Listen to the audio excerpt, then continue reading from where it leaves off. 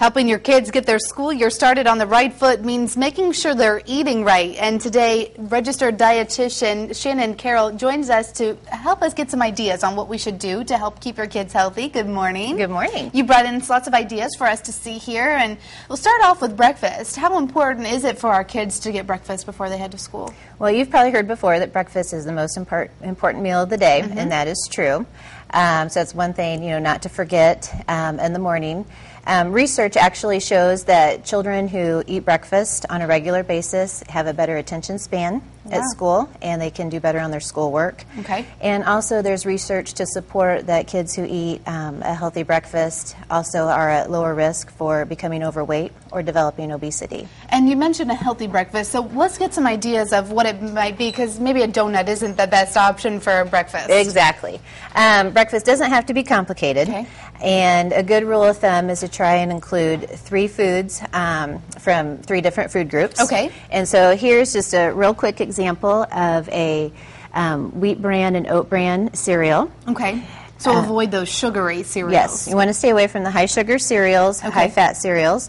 Use a 1% or skim milk. Okay. And some added fruit. And here I have blueberries, but you could pick your kid's favorites. More colorful, the better. Very good.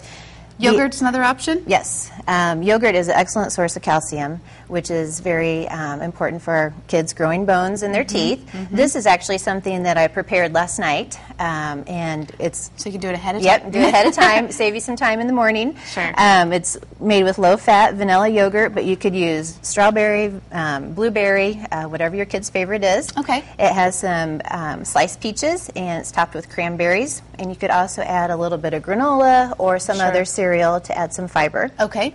Now, we don't just want to talk about breakfast because we want to keep them healthy all day long. So lunchtime, maybe you might be able to find some snacks you can send them in their lunch box that would be healthy. What would be the things to look for when it comes to that? Well, again, with lunchtime, you want to encourage a variety of foods. Again, trying to include, foods from at least 3 of the different food groups. Here I put a different spin on what normally would be a traditional sandwich made with white bread. I actually used a whole wheat tortilla. Oh, and that kind of is fun for the kids too. Yeah, something easy they can grab, have a lot of fun making it themselves, and I would encourage to have the kids involved with planning and preparing their meals. Okay.